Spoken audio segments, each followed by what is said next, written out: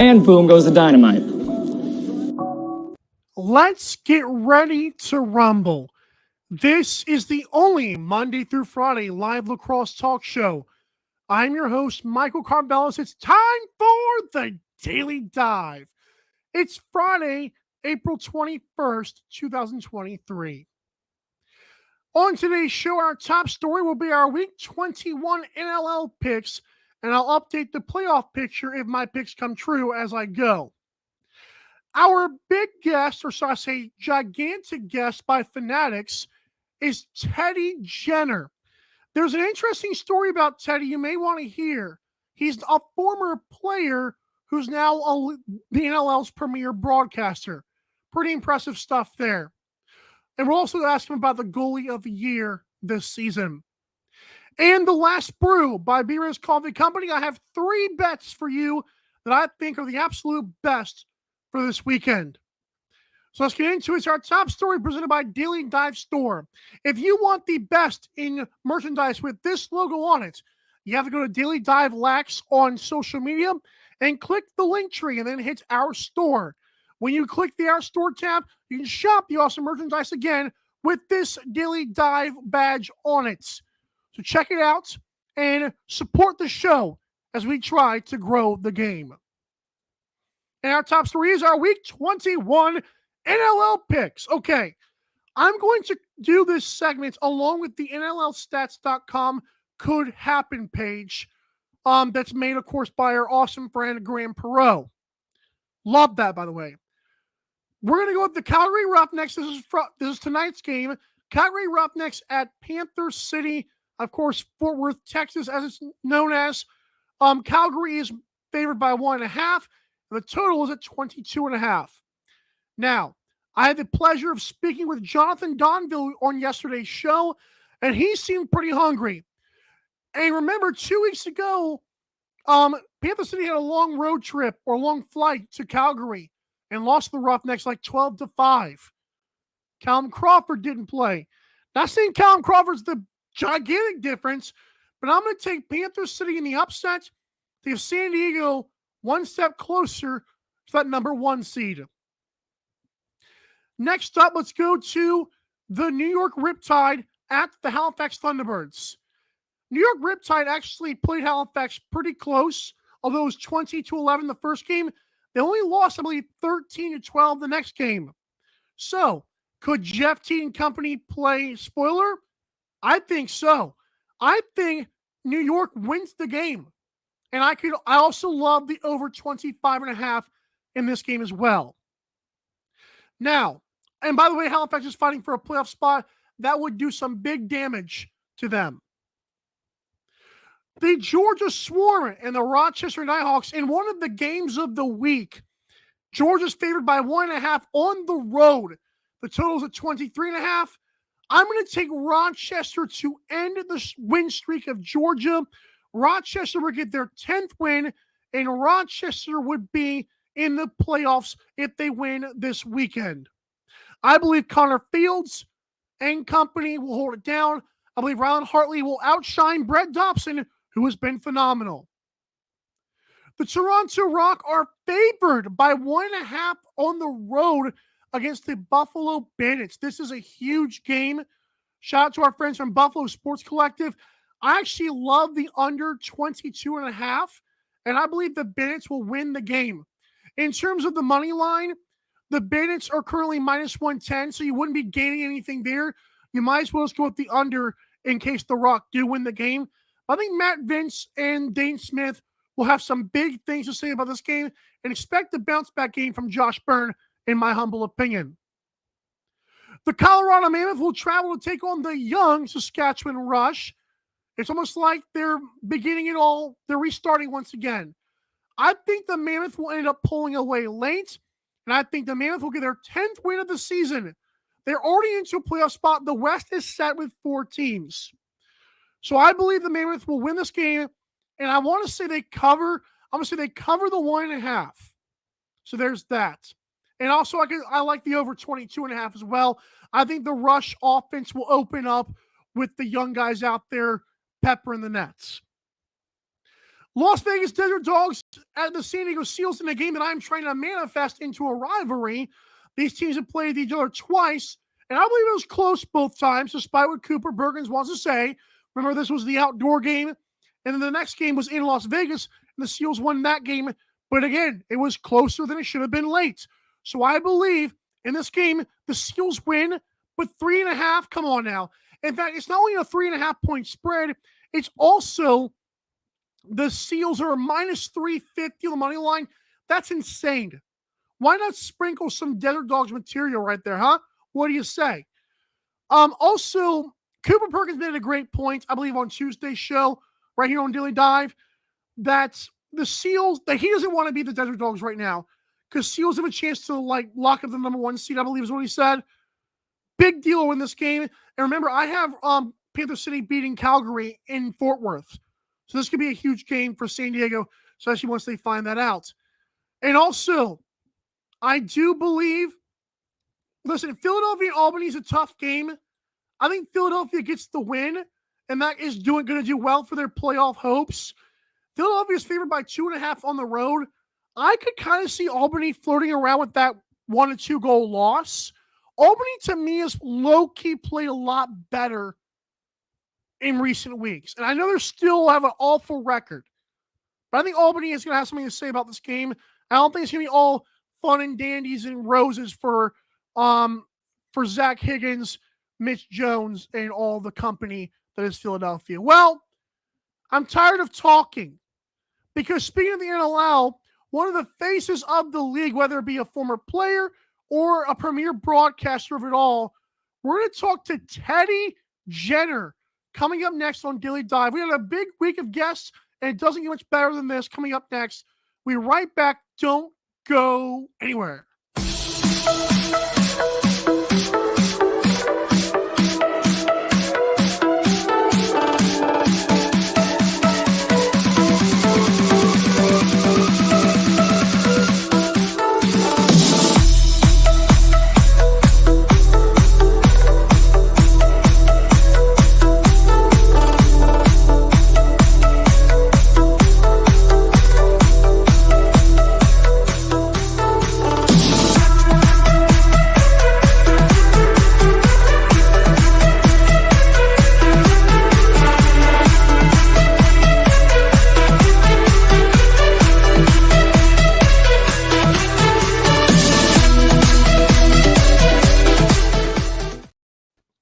My absolute pleasure to welcome in co-hosts of OTCB podcast, NLL premier broadcaster, former NLL player, former Man Cup winner, and also regular co-host of Coast to Coast.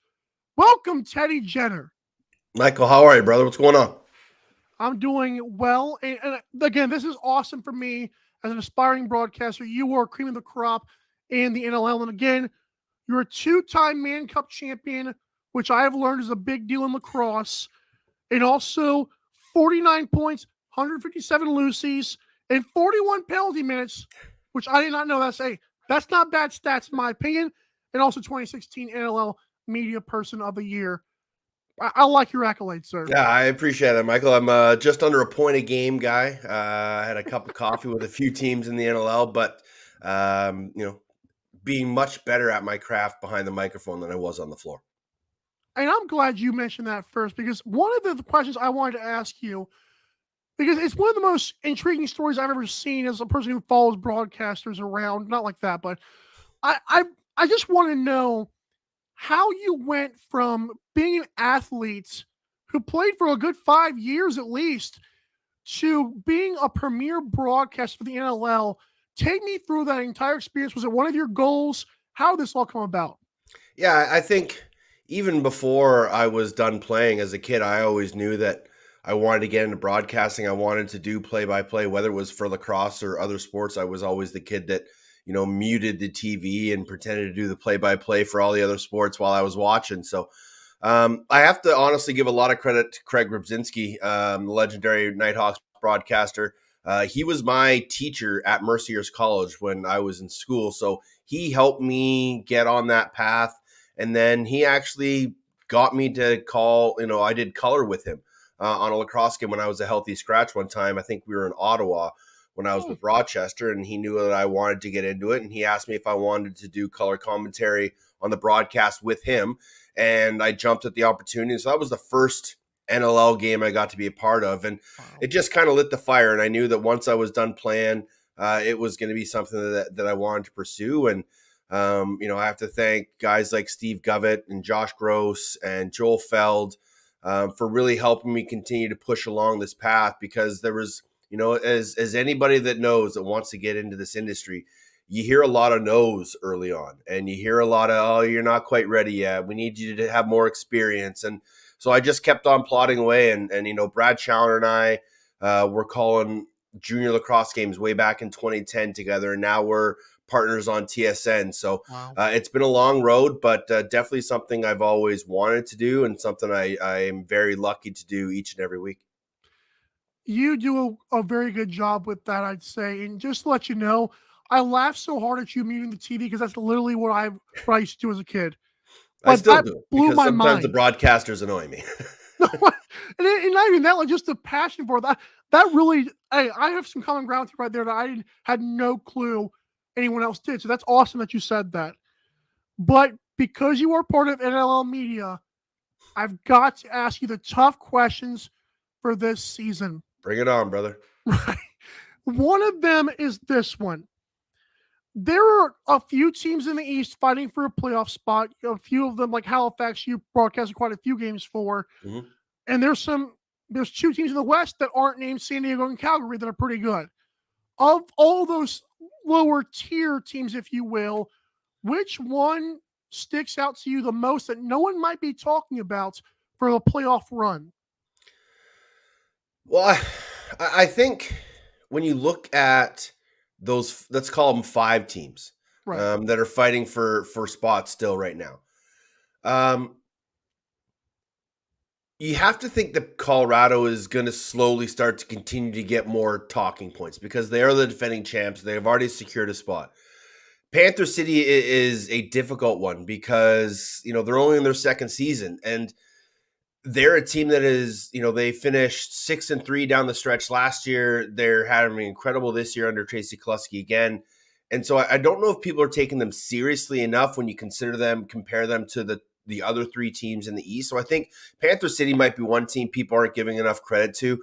And then out East, obviously, you have Halifax, you have Georgia, you have Philadelphia, sort of all battling.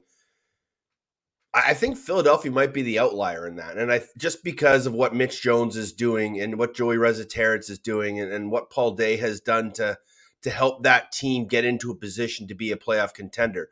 So I think Panther City and Philadelphia are the teams I don't think people are talking enough about, of teams that are trying to, secure their spots and figure out where they're going to be. But conversely, I don't think people are talking enough about the skid that the Rochester Nighthawks are on right now. Yeah. You were talking about it the other day, and they've lost 4 in a row now. They've lost 5 of 6. They don't have a win since the start of February. They have to play Georgia and Philadelphia to end the season. If things continue to go wrong for this club, after starting 6-0, they could completely miss the playoffs. And it's a duel of fates, to take a Star Wars term, of Georgia and Rochester. Georgia started 0-7, and a win this weekend gets them into third. Rochester started 6-0, and a loss this weekend can see him get into fourth, drop to fourth, and maybe even drop out of the playoffs. So as much as we want to talk about teams trying to work their way into the playoffs out East, the fact that Rochester is unfortunately doing the opposite and working themselves out of the playoffs has to be a huge concern. And I said this to Pat Gregoire on the podcast this weekend. Usually when a team takes a dip, especially one as dramatic as this, it's because there's injuries, there's guys in and out of the lineup, things aren't going well. Everybody's healthy in Rochester, maybe save for Dan Coates being in and out of the lineup. Rylan Hartley's healthy. Connor Fields is healthy. Rylan Reese is healthy. You go up and down the lineup. This is a team that is healthy, and they just can't find ways to win games. And they're going to have to down the stretch, or they're going to find themselves going from 6-0 to out of the playoffs. Hey, you mentioned Rochester, and I have I jumped on this the tail end of the week. I've been trying to talk about that a little bit more. So I am on the same page as you.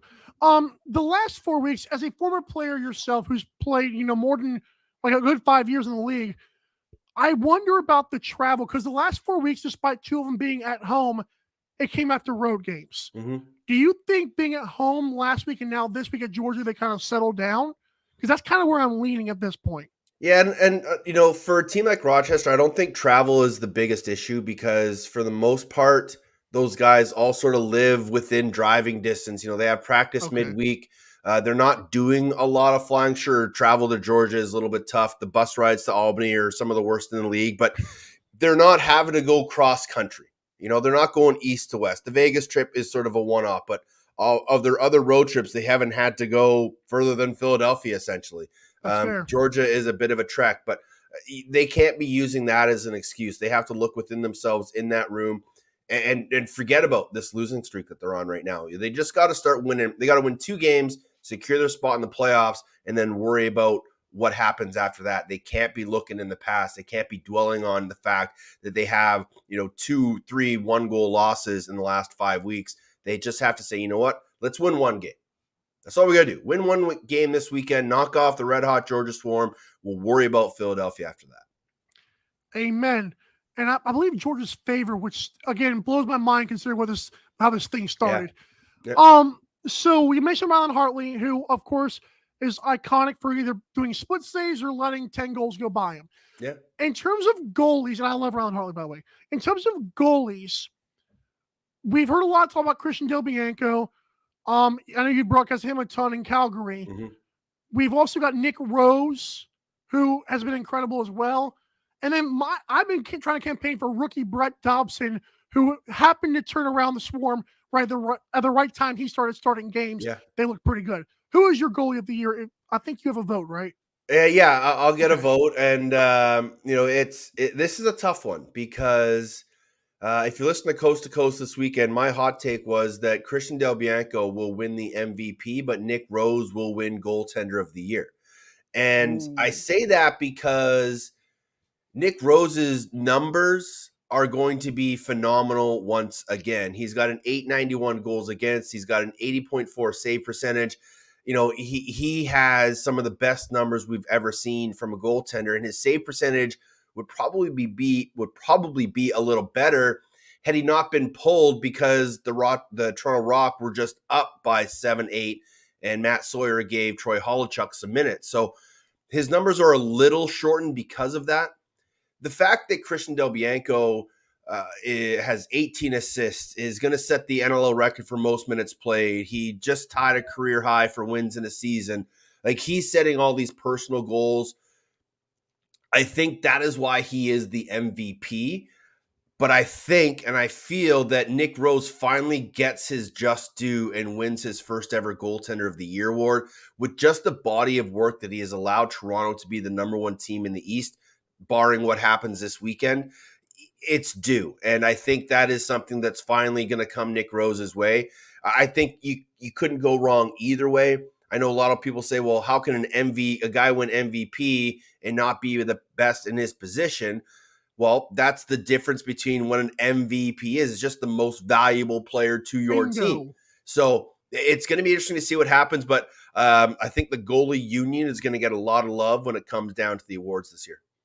As a big guy, I love it. I love it. Hey, and I appreciate your insight on that because I'll admit I have not watched Coast to Coast this week. I was going to and literally forgot this morning, but I know it's up. So great job on that. Appreciate it. Rookie of the year, though, is a tough one as well because I had Jonathan Donville on yesterday. He's been great, but he also plays with some pretty good players. I think Brett Dobson could. Are we going to see a goalie sweeping the big awards, or it seems to be Donville? If Jonathan Donville doesn't get a goal in these final couple of games for Panther City and they kind of stumble their way into the postseason and Brett Dobson can get Georgia into third place, I think a lot of people will take that into consideration. I don't think it happens. I don't think anyone gets this away from Jonathan Donville. But the fact that we are arguing between Donnie, Dauber, Jack Hanna, Danny Logan in Saskatchewan, what Jake Boudreau and Jarrett Smith have done in Saskatchewan this year, The rookie classes have been absolutely phenomenal. We're finally starting to see Ryan Lanchbury get comfortable in the National Lacrosse League. So there are going to be some great names up for Rookie of the Year this year. I think it's a 3-horse race. No disrespect to Danny Logan. I think he should probably be in that conversation as well. Right. But over the last few weeks, what Dobson has done has launched himself into that conversation. Jack Hanna will be there at the end of the day. But I truly believe, as of right now, it's Jonathan Donville's. But it wouldn't surprise me if a Dobson, a Logan, or a Hanna worked their way into that conversation to give Donnie his run. But it'll be interesting to see how these last few weeks go, because Jonathan Donville hasn't scored a goal in his past 2 games. He's only got 4 points in those games. So he's producing in the assist column, but not with the goals. And I know he's not happy about it. And if Dauber can get his team into the playoffs, into that third hole, and they basically run out the table here, I know a lot of people are going to be hard-pressed not to give him a vote. I love it. And again, I appreciate your insight. And one more thing, just to plug you some more. Yeah. I'm sure you're broadcasting a game this week. Which one is it? No, I'm off this weekend. Wow. I get to relax. As you can see behind me, my walls are empty. I'm moving, so gives me some time to focus on that. But I'm going to be enjoying the TSN game tonight. Obviously, Halifax, New York. We have the New York Vancouver game next weekend, so obviously be watching New York very closely. But tomorrow night, Buffalo, Toronto, ESPNU. It's not just the game of the week; it's the game of the year. First place on the line in the East. The winner gets that number 1 seed. So I'm going to be firmly planted on my couch, making a good dent watching that one. And then the last weekend, we'll get Jeff Teat's debut in Vancouver, and we'll see how that one goes. I cannot wait. It's been a great year to be on ESPN Plus, I'd say, especially here in the States. Absolutely. Teddy Jenner, thank you so much for all you do for the game. And you, sir, enjoy your bye week. I appreciate you, Michael. Stay sharp, man, and keep doing what you're doing here on the dive, man. Absolutely. We'll have you on again. Thank you so much. Absolutely, brother. Teddy Jenner. Hey, that was fun. I've been waiting for that one for a little bit now, and I'm telling you, it was worth it. It was worth it. And I'll tell you what else is worth it. Money. We've got some best bets coming up for you guys. Daily Dive, don't go anywhere. One more segment to go this week.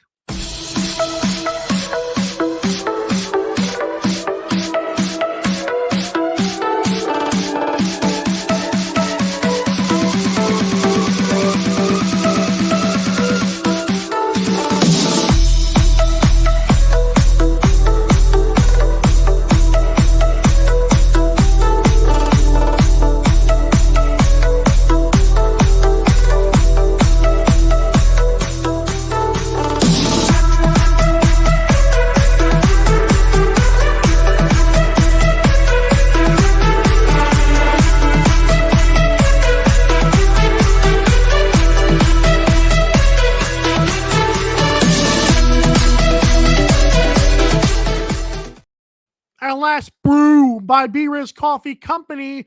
Code DailyDive at BREZ Coffee Company.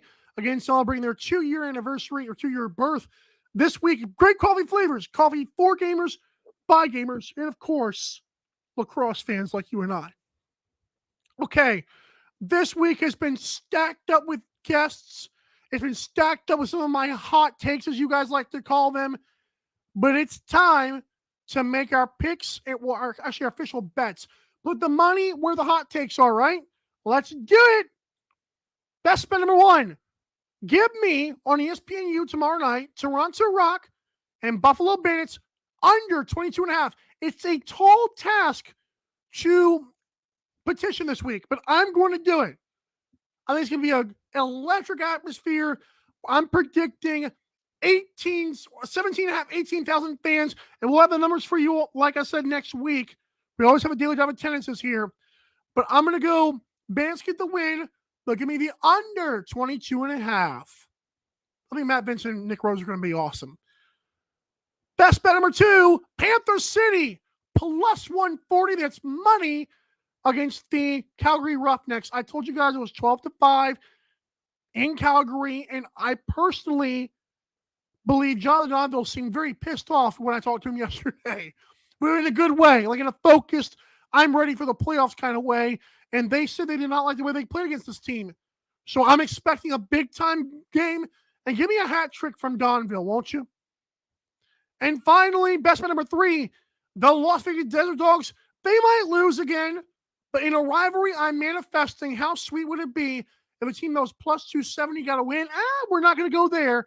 We're going to go plus 3.5 goals. They lose. In other words, that means they lose by 3 goals or less.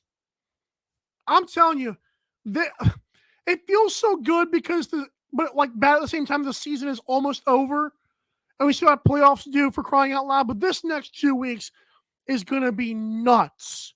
So enjoy starting tonight with Roughnecks and Panther City on TSN. That's for you Canada folks. ESPN Plus for us.